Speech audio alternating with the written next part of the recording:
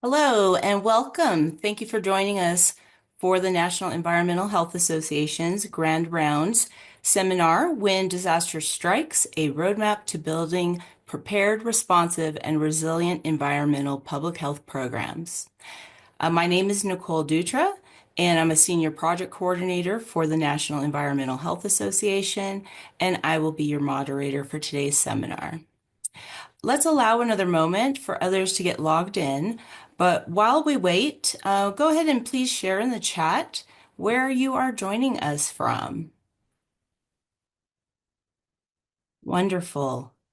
To be prepared for this seminar, please download the following tools. We will drop 2 links into the chat for you to click on. One will be the capability assessment, and the second one will be the framework that goes along with it. Some of you may have received my email a few days ago with those links already. All right. So allow me to quickly review the agenda with all of you. First, I will begin with a few announcements. Then I will introduce our expert speakers who will guide you through the Environmental Public Health Emergency Response Capability Assessment, from the critical role you play to everything you need to consider when developing your response action plan. Following the presentations, we will hold a Q&A session. And lastly, I will close out today's seminar with some final announcements. Allow me to cover just a few housekeeping items before we get started. Please note that this seminar is being recorded. The seminar recording will be uploaded onto NEHA's YouTube Environmental Health Grand Rounds playlist.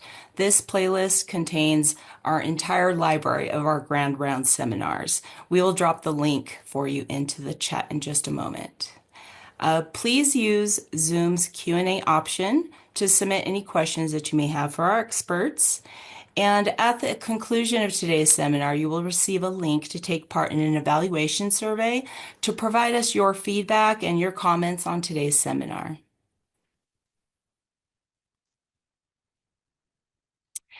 So the National Environmental Health Association is the professional home for people working to protect the public's health and environment. We've been around since 1937, supporting thousands of members in government, industry, and academia. Our mission is to build healthy environments, protect communities, and empower professionals through education, credentials, and advocacy. We offer nationally recognized certifications like the REHS, RS, and CPFS, ongoing training, mentoring, and a strong professional network. When you join NEHA, you're not just joining an association, you're joining a community that helps you grow, connect, and make a difference. Learn more on how to become a NEHA member. We'll drop the link to membership into the chat for you. If you're not yet a member, becoming one is quick and easy.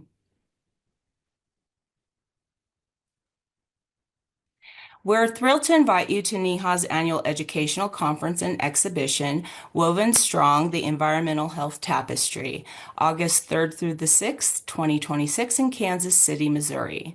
This year's theme embodies how every thread, our expertise, experiences, and innovations interlaces to create a stronger, more resilient future in public and environmental health. At our AEC in 2026, you'll discover the latest cutting-edge research and best practices from across the field. You'll gain fresh perspectives from diverse voices and leave with practical ideas you can put into action.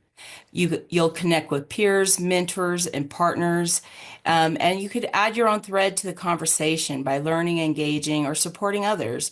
Every attendee helps reinforce the tapestry. Registration for our AEC is going to open in December, so mark your calendars and plan to join us in Kansas City as we come together stronger. We'll drop the link to our AEC webpage into the chat for you. So let's begin. Please welcome our experts, Gina Bare, our director at NEHA's Program and Partnership Development Department, Either Ops Trainer, Captain Mark Miller, and District Administrator for the Alabama Department of Public Health, Colonel Tim Hatch, all of whom authored these essential tools you are about to embark on. With that, Gina, I pass the floor to you. Thank you, Nicole, and thank you everyone for joining us today. I am so excited to be here with you. As Nicole said, my name is Gina Bare, and I'm the Director of Program and Partnership Development here at NEHA. As most of you know, environmental public health professionals are really the backbone of disaster response. Yet or should I say you, are often the unsung heroes.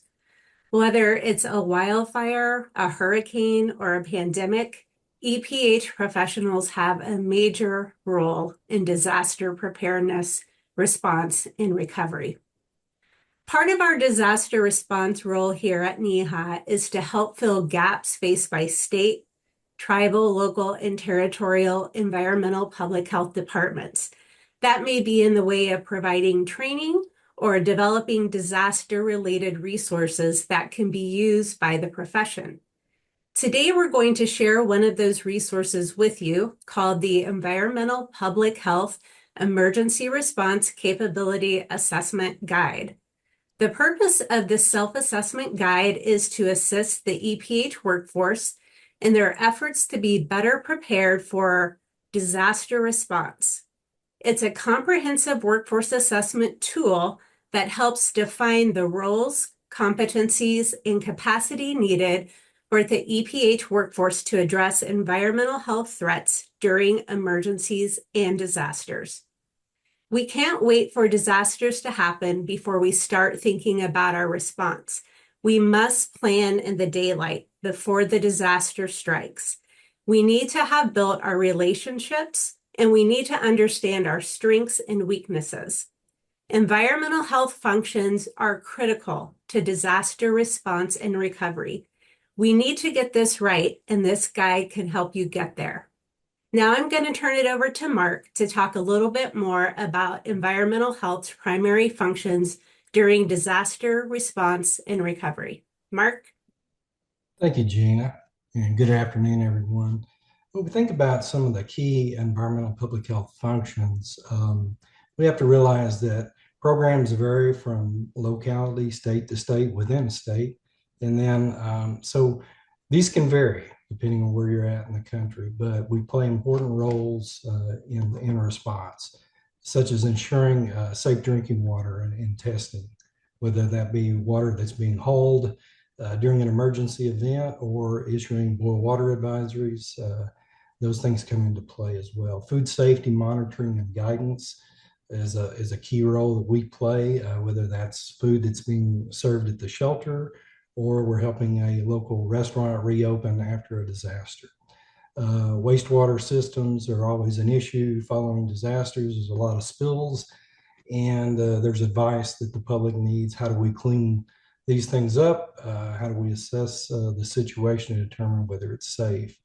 Hazmat releases, especially when it involves human exposures, are a major role of which environmental health can play.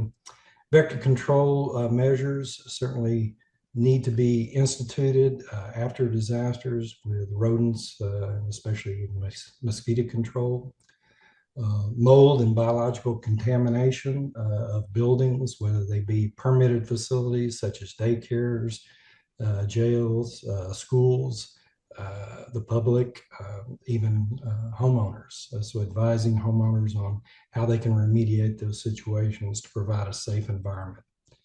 Air quality monitoring, such as with wildfires, advising the community and other partners on what is safe in those situations, and debris management oversight, and the realization that the faster we get rid of debris, the quicker the cleanup occurs in the community, less harborage sites for rodents and mosquitoes.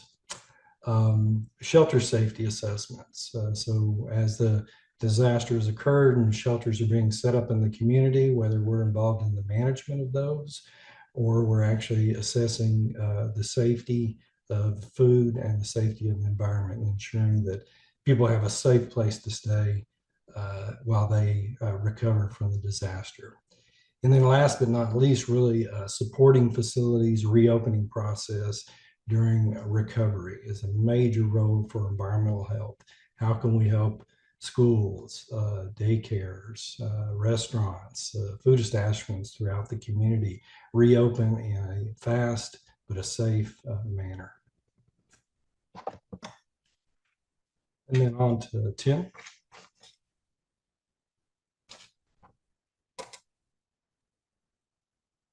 Yeah, thanks, Mark. All really good points. And the next slide is going to talk to us about why effective response matters. And you see the scatter map there. The biggest word that you see come across is preparedness. And that's what we need to do on blue sky days. Days like today, when we've got the time to sit down with our partners and our staff and our local leaders, state leaders, and even sometimes, depending upon your relationship with federal partners, our federal leaders, to talk about preparedness and how public health and environmental public health fit into this response model. For years, and I can say this because I've been around for doing this for nearly 30 years. We need to be sure that we have a seat at the table. Generally, that's a small chair at the big table, but nonetheless, as a part of ESF8, environmental health is a critical function in getting our communities prepared. The first bullet there talks about being able to do it quickly, with correctness and precision, being able to adapt. That's one of the things that I've always really been proud of, to be an environmental health practitioner, is that we do have that adaptability, or that very dynamic scope of our jobs. I'm sure a lot of you have been in a situation, whether it's day to day or even in a disaster situation, when someone says, "Hey, who can we get to help us with that?" They always turn to the environmental health practitioners to do that, because we are adaptable. We understand how communities operate and what things in our communities can affect the health and well-being of our communities, and what level of impact that has on our communities. And so the things we need to focus on are, there's many capabilities that we're going to talk about here today, but looking at how each of those impact our community. And then making sure that we have the ability to coordinate across all levels of our organization, and levels that are organizations that are at our level, or some that are tertiary, or even those that may be above us.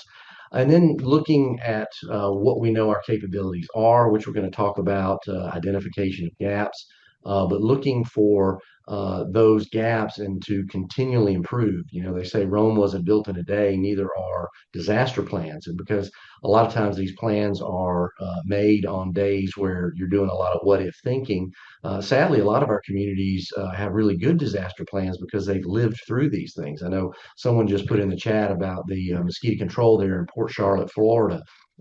Knowing what happened down there, and anticipating the floodwaters and the growth of mosquitoes, and how that is going to impact our communities, and the diseases, and just the sheer public health nuisance that could cause. And then developing relationships. I think we're going to talk about that as well, that public health is but one part of one emergency support function, and environmental health is an important part of that. So understanding how environmental public health fits into all aspects of all of those ESFs is very important.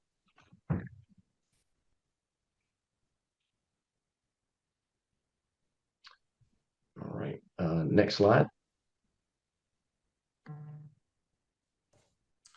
So we'll talk about the purpose here of the guide, and it's to assist public health, environmental public health workforce in an effort to be better prepared for emergencies. This is a comprehensive assessment tool that defines roles and competencies that we need to be able to have to address emergencies and disasters at the state, local, and even the federal level. And we affectionately call this the EPH capability framework. It's been around for a few years now. There are 15 capabilities, core functions that are listed in this capability.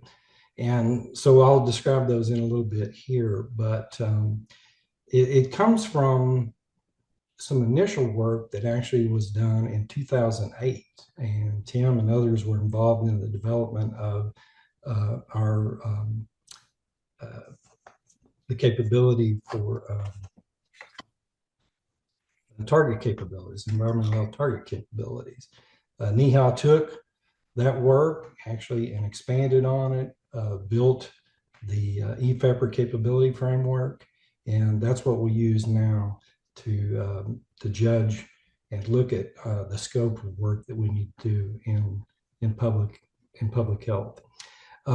But one thing about the guide here is it doesn't replace current FEP guidance or local emergency response plans. It's just simply another tool in your toolbox to help you assess broadly what are the things that environmental public health need to be doing to prepare for emergency response. Next slide. So those are those 15 core functions that I mentioned. It supports public health agencies to help us to integrate environmental health into planning and coordination activities. So as Tim mentioned, sometimes we're not at the table. A lot of times we have to invite ourselves to the table. This tool actually gives us something that we can use to work with emergency management and other partners to look broadly across the areas of responsibility that we have in emergency response, and for us to use that to help them to understand what it is that we do. And so in that process, there is an understanding of who does what and how we're going to go about completing the work in helping the community. It involves these functional areas and corresponding tasks. It really gets into the details at the tactical level and explains each function. So we'll go through these as we move through the document. So here's the list. And again, these were developed by NEHA a few years ago. Identifying environmental public health risks for affected populations and planning. And then the response and resources under function 2, safety integrity of water systems. We've got a full gamut of environmental health that crosses a lot of different paths, even into agency responsibility. And so, again, we have to remember that in public health and environmental public health, sometimes the services are fragmented and they're located within different agencies within the systems within the state. So this list actually helps us to go through many different types of programs that might be available in the state.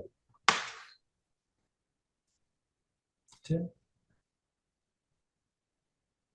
Yeah, thanks, Mark. Quite an extensive list. And one thing I would like to point out for those of you who have been involved in disaster management and any of the ICS training, when these were developed by NEHA, there are 15 of these capabilities, which kind of go in line with the 15 ESFs. And in a lot of emergency management mindset is if you can keep things kind of similar, it kind of helps us to learn and kind of do that cross-pollination with these different capabilities. And so one of the things that last slide said is just what this is being used for is to help our non-EPH and non-public health partners to understand what our capabilities are. What do we bring to the table? Mark and I were introduced early on as the experts on the call. I think a lot of you on this call are experts. You have that EPH and public health knowledge that your local community leaders, such as your EMA director and your mayor and your public works, these folks are going to turn to you, not if, but when a disaster happens, that they're going to look, okay, what is it that we need to do about debris management? What do we need to do about water quality? Mosquito control, we mentioned a minute ago, because we need to not only be an afterthought, we need to be the first person that they talk to. And so, looking at these capabilities and the functions therein, we need to be able to look at our community from an environmental public health perspective and do this assessment. And so this slide here talks about what are the benefits of completing an assessment. Basically, this tool helps us define what roles that we have. We know what roles we have, but we want to make sure that our partners understand what is it that we bring to the table, what our competencies are, and some of these can be from generalists up to specialists. Some are technical experts. Some require certain types of credentialing or certain degrees, specialized training, that kind of thing, that would work very, very well day to day, but also in the event of an emergency.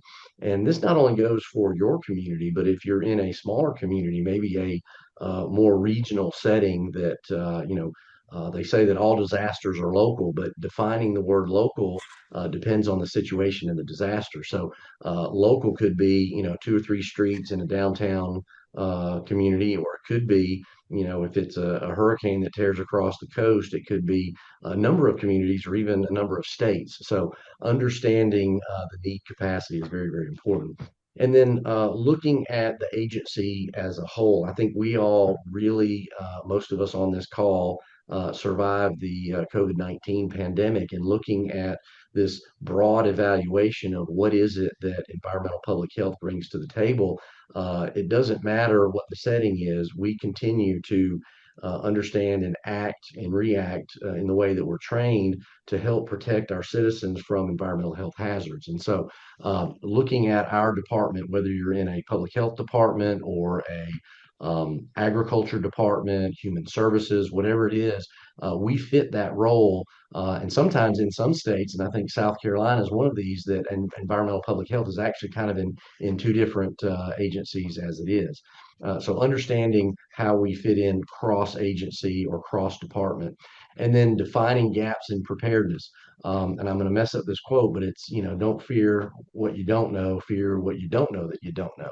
And so understanding what gaps that we have, that's why a lot of times these planning coalitions or these committees get together in looking at certain things that it's good to say, well, we know we don't have this asset, whether it's people or equipment, materials, or even knowledge, is something that we need to make sure that in a preparedness mindset that we identify what those gaps are and then take action to close those gaps or remove them altogether. And then looking at what areas in which the environmental public health practitioner must maintain situational awareness.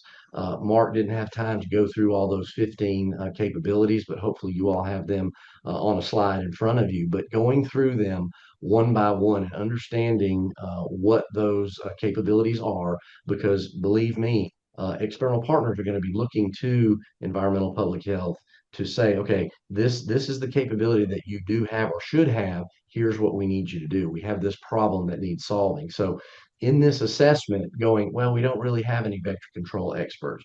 Can we develop that internally? Do we have to maybe do an MOU with a neighboring county and get that capability in the event of a disaster for our own use?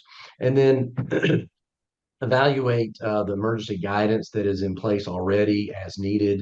And looking to if you look at the bottom right of that slide there, we've got some of our vest wearing friends there, understanding what is it that environmental public health and emergency management can mesh together and help in times of disaster. And the best time to prepare for a disaster is before the disaster, and looking at our emergency management folks and saying, okay, what gaps do they see that they have? Not necessarily our gaps, but community-wise, from looking at a hazard vulnerability assessment, which is required by every local EMA.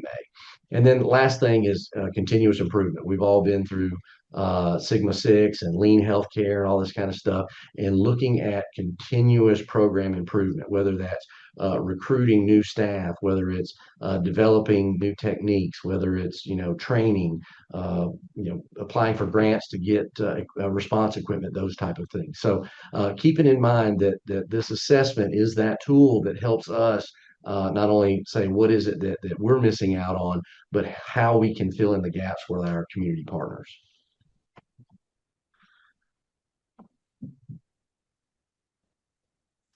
So when you're looking at the scope of the assessment, certainly it can be departmental and should. We can look at this from a jurisdictional level, even state level, and regional, because each partner and each layer of those might have different responsibilities. And of course, that identifies as a disaster grows, it expands, and then so brings in more of the state and the regional response to help us and assist us in disasters. But it shouldn't just include our own department, but partner agencies such as environmental management, natural resources, Department of Agriculture. There's overlaps in the things that we do in environmental health with certain agencies, and those are some that I know that we have historically needed to maintain a good, close working relationship. And there's partnerships that goes on with different agencies. And certainly emergency management, as Tim mentioned. So who should participate? I think getting the right people to the table is very important. So certainly leadership from your own program, your program managers, whether it be the food, water, vector programs, and then field staff. Certainly, if you have strike teams and you have designated leaders for those strike teams or people that organize your emergency response teams for environmental health, they're the people that are on the ground and certainly know what needs to be carried out at the field level. So very important to bring these parties together for a really good planning effort to move forward. So each group provides their own perspective, especially partner agencies or even volunteer agencies. Like Tim mentioned, emergency management has their vision of what they think environmental health does. We have our vision. So this tool actually helps us to bring that together to where we're doing an evaluation and looking at a clearer picture of what is expected of environmental health in disaster response. So in your efforts, you're going to have to reach out to folks. When we're talking about doing a planning effort, it usually involves a series of meetings, and you may have to go to two people's offices. You may have to reach out and make those efforts to get people's perspective and be flexible in that effort to do that because of the availability of time for individuals. But the effort can be very worth doing, and getting that perspective from other partners is very important. So usually once you've completed the assessment, it's easier to do the next time. So the planning process, it's just initially going through these, and many of you have gone through annual assessments. Once you've completed an assessment one time, it's a matter of just going back and refreshing and looking at it again. But the initial process sometimes can take more time. But, we're saying approximately 1 hour with the right people at the table, knowledgeable staff that know the response systems within the county, the city, within the state. You should be able to complete that in a pretty rapid fashion. But certainly there are other benefits, of combining this with other reviews, such as your public health emergency preparedness. They're probably not going to be as detailed as this assessment will be whenever it comes to environmental health. But if you complete this, it's certainly going to help you in these other reviews as well. Tim? Yeah, and just to piggyback real quickly on what Mark said, I think the gist of that is, it's not the plan, it's the planning. And back in the day, you would have the plan and a three-ring binder on the shelf, and every May, you'd blow the dust off of it and you'd update, who the point of contacts were and, where the location of the equipment was, and you'd kick the tires and you'd reprint it and sign it with the date now. But now we have a lot of actual digital methods that we can keep our plans as a living document, and they're continually updated. And whether you're a planner or just a manager of these plans, having them up to date at any given time is what's most important, and that's what technology has done for us. But this assessment process can be broken down into five simple steps. It's very similar to what we all learned in science class, whether it was in high school or in college, about having a problem and how to solve it. So, number one, you define the purpose and scope. What is um, the function or capability that we're looking at? Define, in our community, why is it important, and to what lengths that we will go to as environmental public health practitioners to solve these. Then you use real life data, reflecting on past events or even exercises or drills. Remember, all communities are different. Here in my state of Alabama, we actually have two nuclear power plants. So we have a different set of risks that could pose a health issue if something were to happen. But there's other places that have, very severely cold temperature. I was looking at the weather this morning that up in Bismarck, North Dakota was like -9 degrees. I don't know what I would do. That would be an emergency for me.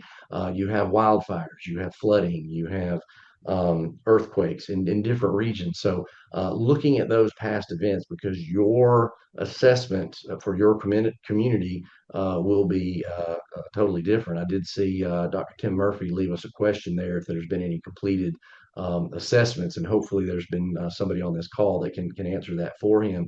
But keep in mind that that community assessment is a good starting point and maybe a good example of what you and your community can do. But keep in mind that the parameters and outliers of your community are probably different than others. But once we get that reflection and defining the scope and purpose, setting goals, and then creating that action plan, we talked about a minute ago, understanding what our capabilities are and what our capabilities are not, where those gaps are, and that's where that action plan comes in.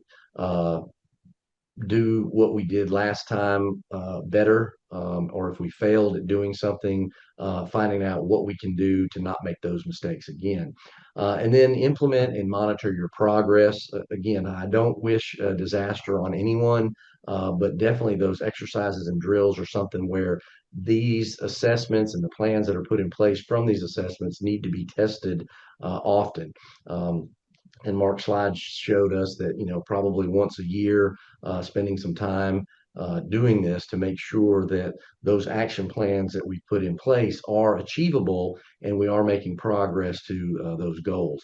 And then, of course, the last part of any good process or project is to review and reflect, making sure that everybody gets their attaboys and high fives, but also when we fall short of what our plans and goals were, that we have those identified, and then there is a action plan B that goes, okay, how did we fall short or miss the mark on these, and making sure we get those done right the next time.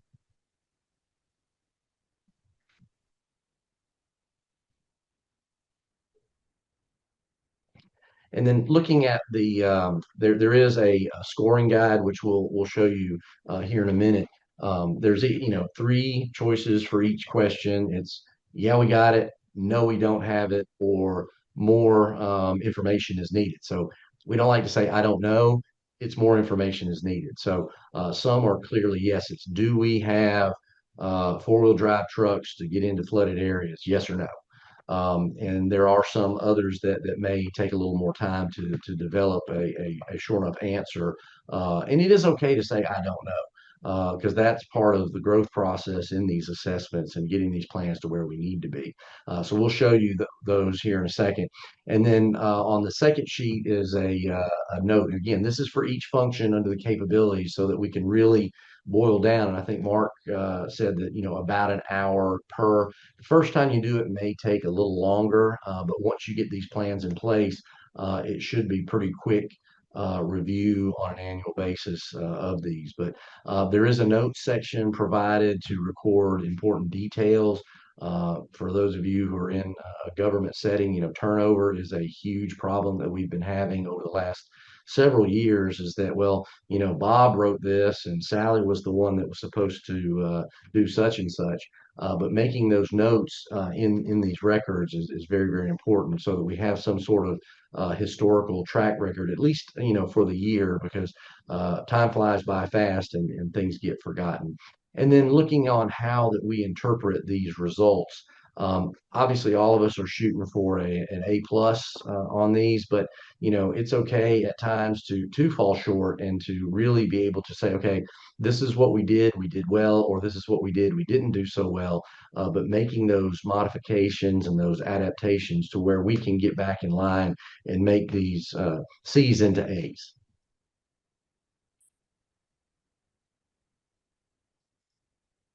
And then we talked about action plans. We had the 5 steps for the assessment. Here's a little bit more, and it kind of falls in line with what I mentioned earlier. Looking at your action plans. Obviously, there are certain things that have more high priority, and these priorities are either based on risk evaluation. Sometimes these priorities are political in nature. Sometimes these are financial in nature. But prioritizing your action plans to see, okay, what is it that we see is more important to do in our community. Some people refer to this at times as the theory of low hanging fruit. It's a lot easier to make sure and get the easy stuff out of the way, or the things that we can do at a greater pace, because oftentimes, especially when you're talking about managers and folks that are in leadership roles, they like to see things that are done at a quicker pace. And so, obviously, if you can get things done, more things done in a shorter time, shows a good step toward progress. Step number 2, identifying resource requirements, understanding, resources do cost money, whether that resource is a person, a product, or material that we need to conduct our response measures in the field. And then creating this, what they call WBS, the work breakdown structure, having assignments, making them smart, and having individuals assigned. And one rule of thumb is don't sign individuals by name but by job title. Would be this work breakdown structure that the junior environmentalist shall do this and the planning chief shall do this, making sure that this action plan is assigned to these tasks are assigned to individual jobs. And then estimate task durations. How long is this going to take to accomplish? Some are short time frame, others long time frame. And then identifying task dependencies, that in order to accomplish this, are there other things that need to be done at the same time or prior to, in order to ensure that this action plan moves forward? And then being realistic with these timelines. I mean, is this something that we've never done before and we're going to have to get a lot of help from outside to really accomplish this? 6 months, 9 months, a year, sometimes are realistic timelines. And some people want things done yesterday, but oftentimes they don't always happen that way. And then the last step is what we mentioned earlier. Always, always, always monitor your progress, because that's a good way to see that you have accomplished your task, or if you haven't, what is the holdup?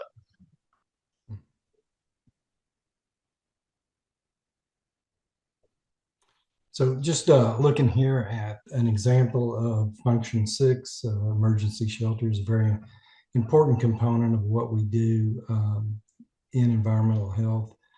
You have a series of questions, detailed questions of which we ask, does your agency have trained staff to conduct environmental health assessments of emergency shelter facilities? Yes, no, don't know, and then often yes, maybe, but we need more training. So there may be some gaps that you identify in your discussions with either your partner agencies such as emergency management or even the volunteer organizations. So as you go through, you move through a list of these. The notes certainly are one of the most important things here in identifying the gaps and what work needs to be done. Does your staff have the information they need, to be able to respond to these? Do they have a shelter assessment form? Are they trained in that process? So just a short example of what those function assessments look like. And then Tim, you're going to explain a little bit of the action planning here. Yeah, and again, keep in mind this is just one example out of the overall, capability and assessment tool. But we talked about action planning is looking at strengths. Again, we don't call them weaknesses; we call them gaps. So, what is it that under function 6 that we've identified? What do we know we do and we do well? We need to list them there because one of the things that we oftentimes do is forget about the things that we do well, and that's the thing that we want to make sure and not slip up and have a strength become a gap. So listing those identified strengths there as well as those things that we need to improve on. And then based on that, what are these action items? And we just went through that 7-step process looking at prioritization and making sure that tasks are assigned and that individuals are responsible or individual jobs are responsible for certain things. And then, as you said, monitor our progress. And again, there's a list of 3 there. Feel free to modify this. You could have a list of 9. But it does need to be measurable, and you don't want to, put so many things in there that you can't complete them. And then obviously resources that are needed. Number one, go ahead and write it on there. Money, we all need that, but understanding that we do have avenues through grants, through partnerships with private industry, with other governmental entities outside of your budget that could help there, but other resources that we need. And sometimes it could be shared resources that we know that we may have in another or nearby community that we have, and that might be something that we need to look at.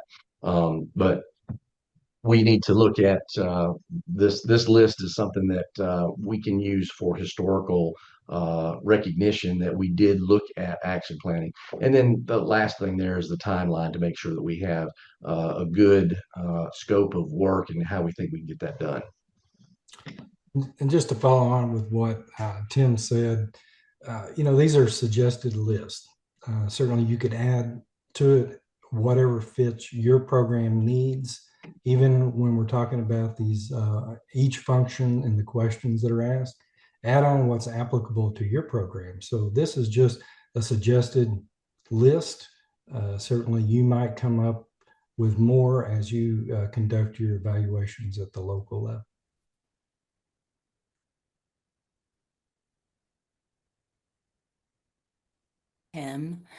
So the key takeaways from today's seminar you probably have clearly identified. Environmental public health is essential to disaster response and recovery. The Capability Assessment Guide provides you a well-structured approach for preparedness planning. And by executing the action planning process, your assessment will lead to real and necessary improvements for your program. Before we jump into the Q&A session, we wanted to also share that in the Capability Assessment Guide, beginning on page 54, we have provided multiple resources to support you and your team in conducting the assessment. The resources are categorized by each of the core functions, with one addition at the end for staff and resource assessment.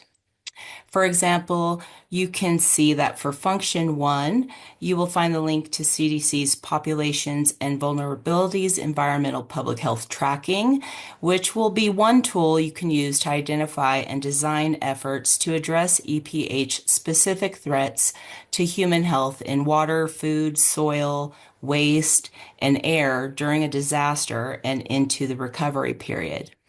The second resource is a link to CDC's strategies for identifying and engaging at-risk groups.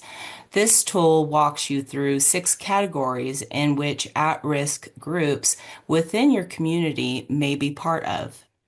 In a nutshell, each of the resources provided under each of the core functions are intended to support and guide you through the capability assessment process. Now, without further delay, let's jump into Q&A. I will begin by addressing some of the questions that some of you submitted with your registration for this seminar. Then we will address today's questions. Please use Zoom's Q&A option to submit any questions you may want to ask our experts. All right, so our first question that we had received was from Lindsay Brown in Arapahoe County in Colorado. The question was, what would you recommend to be included in a local public health agency's environmental health plan? Mark, I'm going to give that to you. Yeah, that's a great question. And I'll refer you to, we provided in the resource section 12 examples of local state environmental health plans. So they're from all over the country. And through reviewing those, I think you'll see that there's a theme. Certainly they outline what their program responsibilities are, what it is that they're going to do in a disaster response, what their responsibilities are, and how to lay it out. But it's we mainly look at what our program responsibilities are, and we start from there and then work through that to make sure that we've got those all the sections covered. And certainly you get into areas like sheltering that may not necessarily be a programmatic area that you deal with, but certainly one that we partner with other organizations to ensure that we have safe shelters. So it varies from location to location of what should be in that plan, but certainly what are your major programs that you deal with at the local level. But look at those 12 examples. There's some really great, and that should provide you with a format and a structure to be able to develop your own local emergency environmental health response plan. Thank you, Mark. Our next question was from Sandra Martin in Berkshire County in Massachusetts. Her question, how can small rural communities with no county government prepare effectively with very limited resources? Which capabilities should small local health departments focus on first? Tim, I give that to you. Yeah, thanks, Nicole. Yeah, Sandra, I understand your dilemma there, being in a small community with no government. There are being in a rural state, I can feel your pain. Looking back on my experience, the only thing that really works here is regional collaboration. I think I mentioned a few minutes ago that looking at your local EMA or neighboring EMA, who are the response entities that will come to your community and assist with the response and recovery. Looking also at the ways that you as an environmental public health practitioner can fit into there. Remember, we said it's not only you knowing what you can do, is letting others know what you can do. And the second part of that question, I think, Nicole, was about which would be most important, or which would be the ones to kind of focus on. In my experience and understanding that most of the community needs fall down to clean water to drink, how to remove wastewater, solid waste, and of course, food delivery. Making sure that we let our local response partners know that if it's one of those 4 things, that's one of the key things that communities are most worried about after a disaster. Where am I going to eat? What am I going to eat? How's my water? And how can I get rid of both solid and liquid waste from my house or my community? So those are the things. And if you really think about it, that's a lot of disease risk there as well. So we want to make sure that the food that we consume does not cause GI illness or worse. And same thing with the water, with the waste, and so forth. Thank you, Tim. Our next question came from Rob Wagner at Seattle and King County in Washington. How can we help our organizations take preparedness more seriously?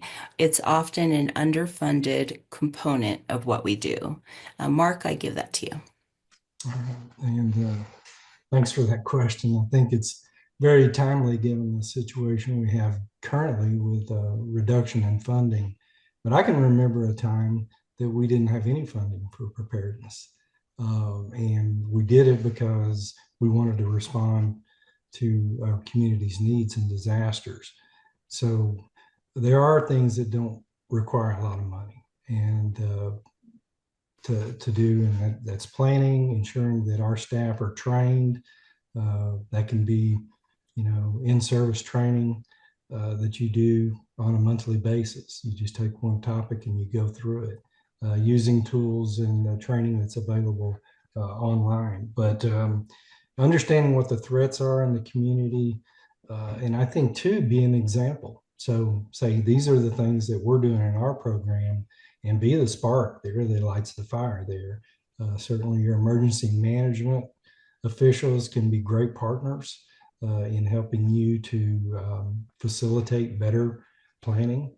But if you're doing it within your department and you can help others in that process, hopefully it catches fire. And the one program is prepared, another program is prepared. Before long, you've got your director on board. He's able to say, hey, my folks are ready for what this community faces in a disaster event. And then build upon small successes. So, we can think that it's too big of an effort, but taking one bite at a time, that's how you eat the elephant.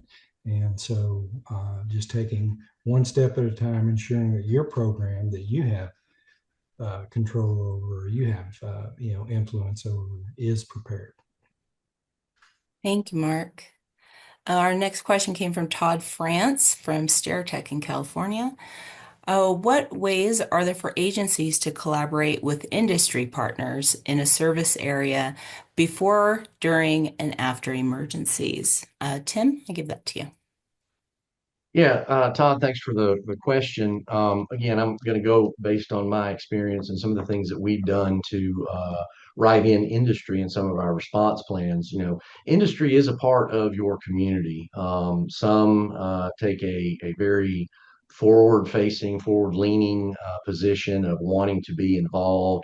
One of the things I think about here in my community, we have a Coca-Cola bottling company, and part of their response partnership is having bottled water available for shipment at a request, a certain amount, certain places, distribution points, all that kind of stuff. Some agencies take a less public facing position, but those two can also be helpful. Believe it or not, and I think everyone on this call has heard about the Waffle House phenomenon. If the Waffle House is up and running, the disaster really isn't that bad. Waffle House is really, really good, as are other industry partners at preparing for and responding to disasters. Having some of these response partners and emergency management experts on your side at the planning table, getting them to the table. This is not just a government run government response. It's a community wide, a whole community. And this also, and I know the question is about industry, but don't forget about your nonprofits and your faith-based partners, because they too can become part of your response plan and your actual boots on the ground. Absolutely. Thank you. I'm going to transition to our live questions for today as we are running a little short on time. Um, Tim, I'm going to give this first question to you from Tim Mounts. What are some strategies you've seen or used to integrate environmental health preparedness with public health emergency preparedness?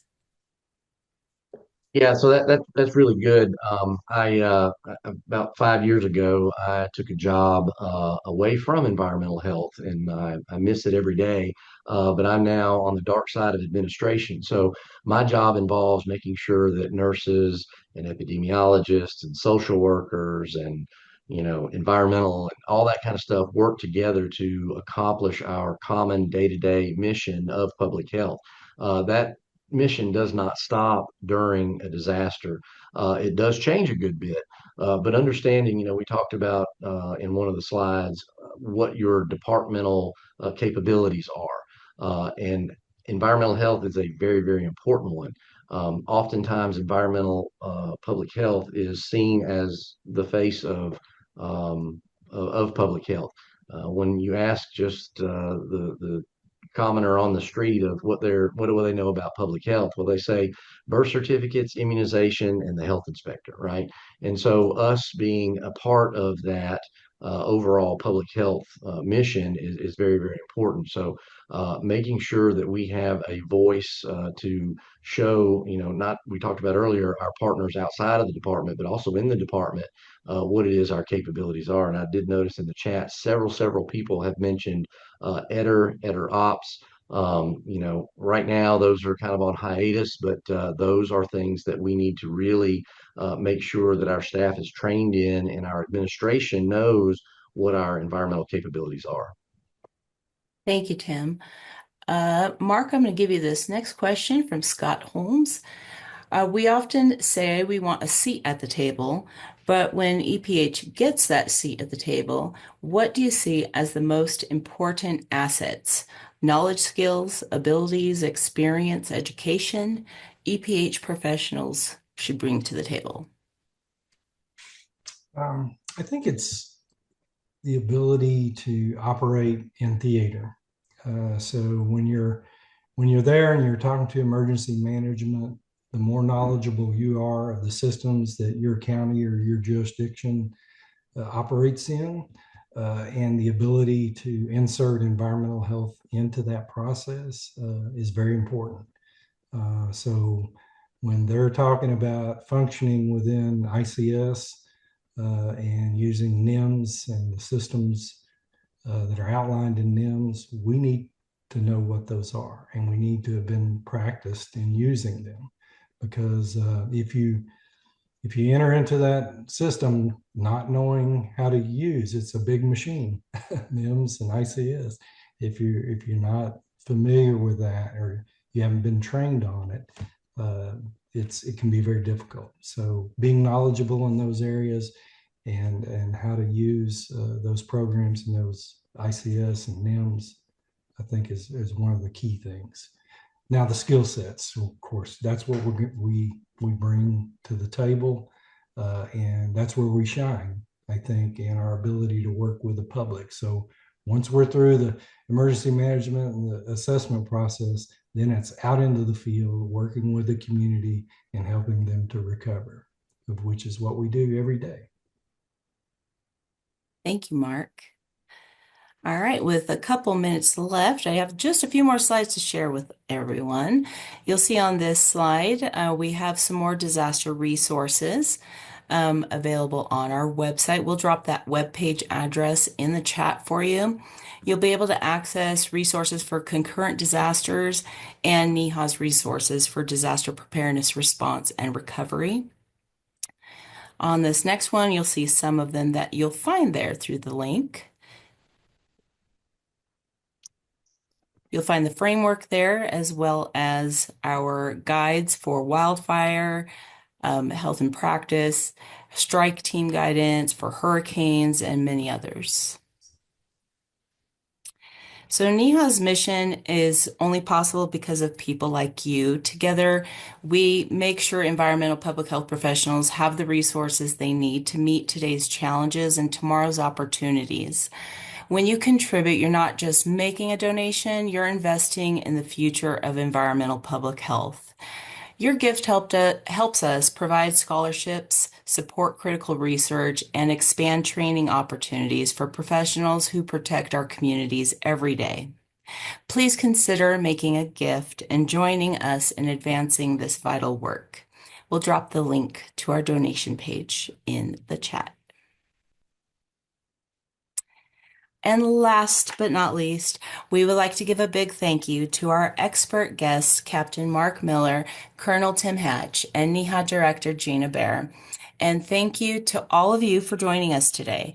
We have one final request of each of you who joined us, and that is to just take a few minutes to provide us your feedback on today's seminar by completing our short evaluation survey. Your feedback is definitely valued, and it really does assist us in being able to better meet your needs in the future, in our future seminars. In addition, all of you will receive a follow-up email, which will include links to all the resources related to today's seminar, as well as the link to today's recording. Thank you again. Wishing you all a wonderful rest of your day. Goodbye.